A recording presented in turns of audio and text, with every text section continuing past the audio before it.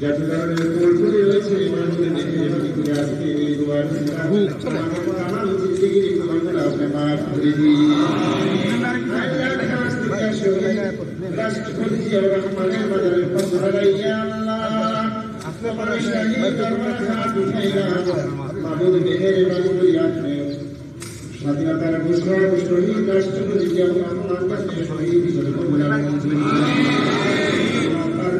নারায়ণ না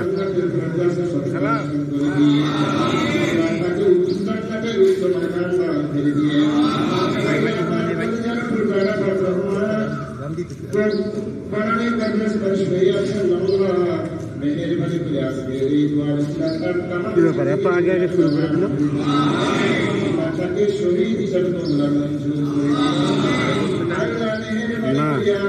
11টায় টাইম দাও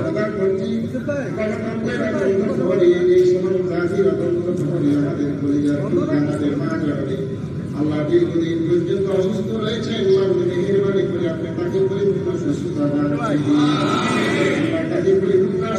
দান করে এই দেশ এবং তাদের জন্য এদেশের গণতন্ত্রের জন্য এদেশের সার্বভৌমত্বের জন্য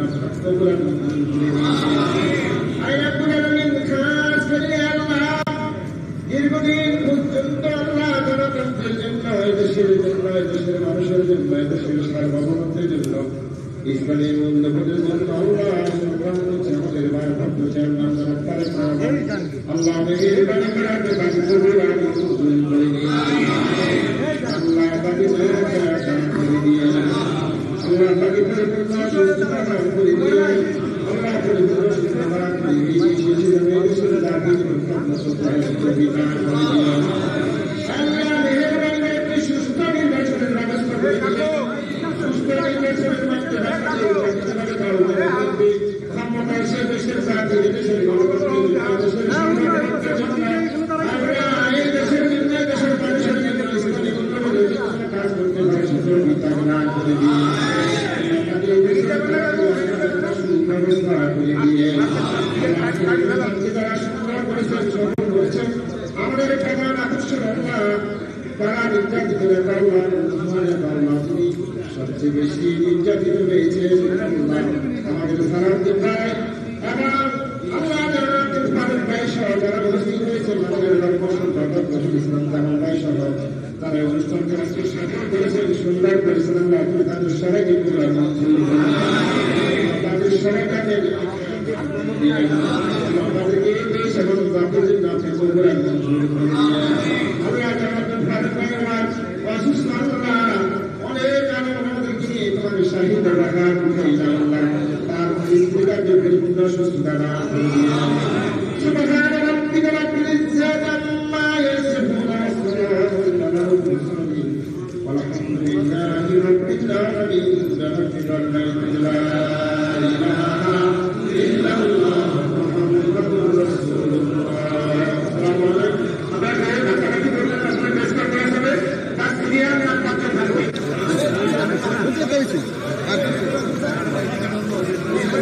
না 11টায় টাইম দেওয়া শুরু করে দিচ্ছে 10:30টায় মারামারি করে আগে সেলিম ভাই সেলিম ভাই এই কটা লোকের যদি চাপাচাপি করলে তো মুশকিল আরেকটু পিছনে আরেকটু পিছনে পিছনে যেতে দেবো হ্যাঁ আরো পিছনে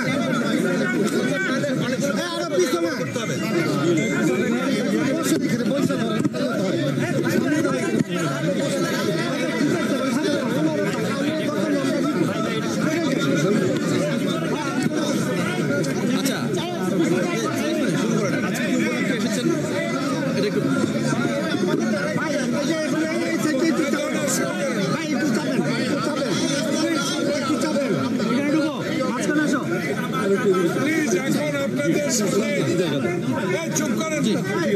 এখন আপনাদের সামনে আজকে বাংলাদেশ জাতীয়তাবাদী ওলামা দলের ৪৫তম প্রতিষ্ঠা বার্ষিকীতে মহান স্বাধীনতার ঘোষক শহীদ প্রেসিডেন্ট জিয়াউর রহমানের খবরে আমরা সবাই মিলে দোয়া করেছি। করেছি সেই দোয়া অনুষ্ঠানের প্রধান অতিথি আমাদের অত্যন্ত প্রিয় ভাজন, যিনি বাংলাদেশের গণতান্ত্রিক আন্দোলনের জন্য ইতিপূর্বে কয়েকবার কারাবরণ করে বিদেশের মাটিতে সকল অত্যাচার সহ্য করে আবার 5 তারিখের পর বাংলাদেশে বীরের মতো ফিরে এসে গণতান্ত্রিক আন্দোলনে আমাদের সাথে অংশগ্রহণ করেছেন সেই প্রিয় নেতা জনাব সালাউদ্দিন আহমেদ, স্থায়ী কমিটির সম্মানিত সদস্য।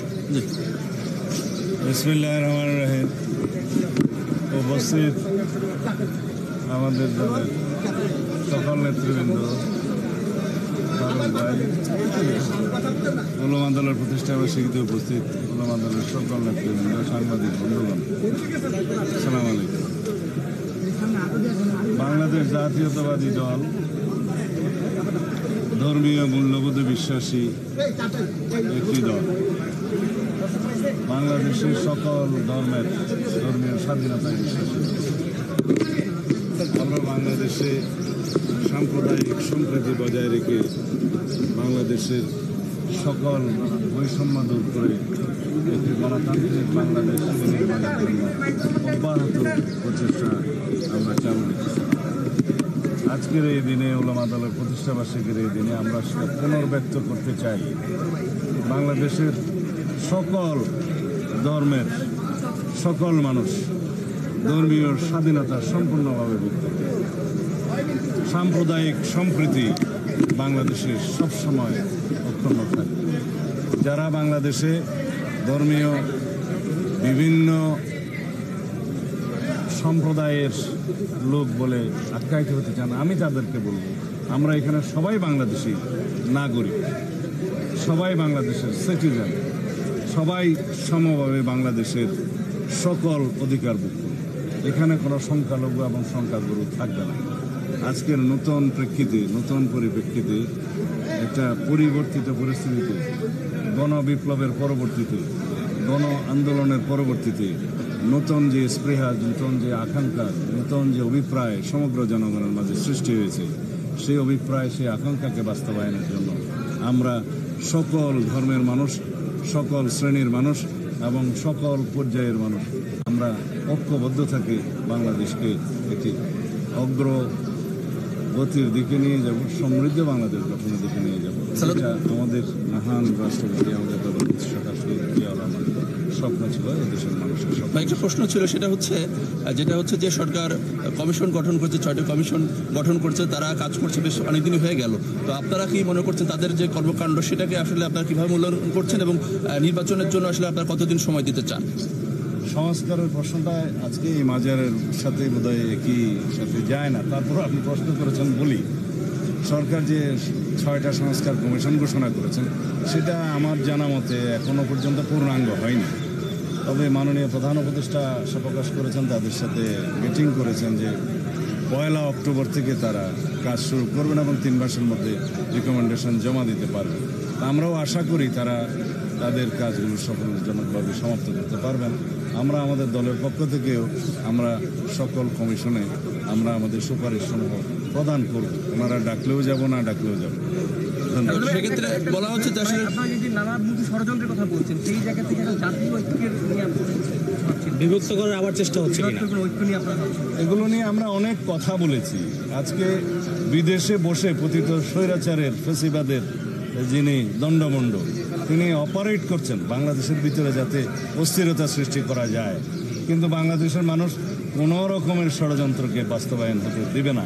আমরা জানি যে আভ্যন্তরীণ এবং বহিঃশত্রুর বিভিন্ন রকমের ষড়যন্ত্র বাংলাদেশে চলমান আছে এবং তাদের ফেসিবাদের দোসররা এখনও সব জায়গায় প্রতিষ্ঠিত আছে। তারা এখনও বাংলাদেশের সমস্ত জায়গায় বসে চেষ্টা করবে বাংলাদেশের অস্থিরতা সৃষ্টির জন্য। কিন্তু গণ আন্দোলনের যে আকাঙ্ক্ষা, গণবিপ্লবের পরবর্তী মানুষের যে অভিপ্রায় এবং মানুষের মধ্যে যে উচ্ছ্বাস সৃষ্টি হয়েছে, তার মুখে সব কিছু বেশি যাবে।